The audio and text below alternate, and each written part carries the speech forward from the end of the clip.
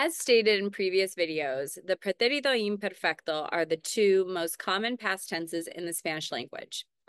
And we've talked about when to use each one, but in this video, so go back to that video if you haven't seen it.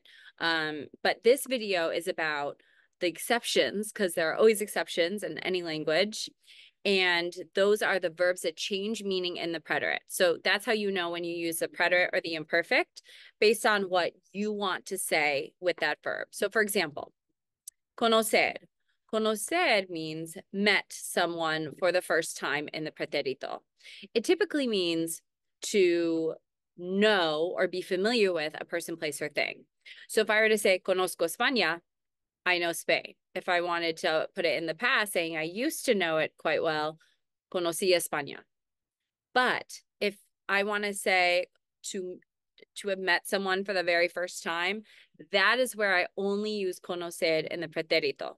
Conocí a tu primo. I met your cousin for the first time. Not met up with, that's a different verb, but met for the first time.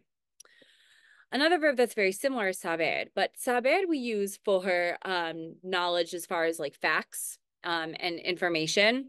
And that's still the case in the imperfecto because you don't know how long someone knew a fact, like lo sabía, I knew it. Or sabía que la capital de Argentina es Buenos Aires. I know that the capital of Argentina is Buenos Aires. So it still stays the same in the imperfecto, just the past form of it.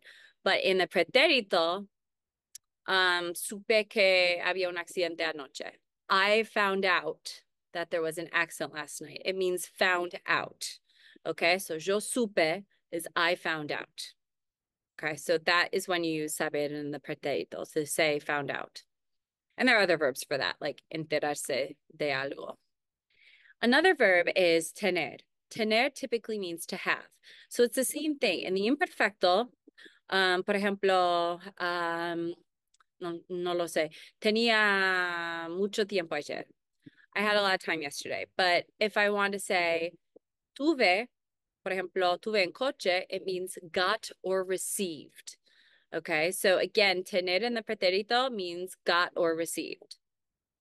The next verb, and these two verbs actually change meaning when they're affirmative or negative. So let's start with poder. Poder means to be able to do something or to can do something. So yo podía sacar una, I could get an A, or no podía sacar una, I couldn't get an A. That stays the same. But pude, if I were to say pude sacar una, that means I managed to get an A. Not that I was able to. Not only that, but I was able to and I got the A. I managed to get the A. But if I were to say no pude sacar una, that would be I failed to get it because you weren't just only unable to get that A, you tried it and failed at it. And then the final one is querer. Querer means to love, or in this case, it means to want. So if I were to say, I wanted this, I wanted this sweater. Yo quería este suéter. But quise means tried. Okay, I tried this. Yo quise. Okay, por ejemplo, yo quise, no lo sé, yo quise tomar esta clase. I tried to take this class. But if you refuse to do something, that's no querer in the pretérito. So querer in the pretérito, if you want to say quise, it means tried. I tried. Or, and by the way, in any conjugation, I'm just using the yo form. And then no quise means I refused. And there you have it.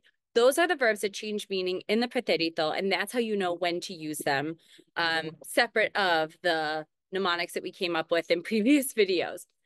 For more content, or whether it's grammar or vocab, follow makingspanishsimple.com, go to the website, follow it. There's a lot of great content also on What's On.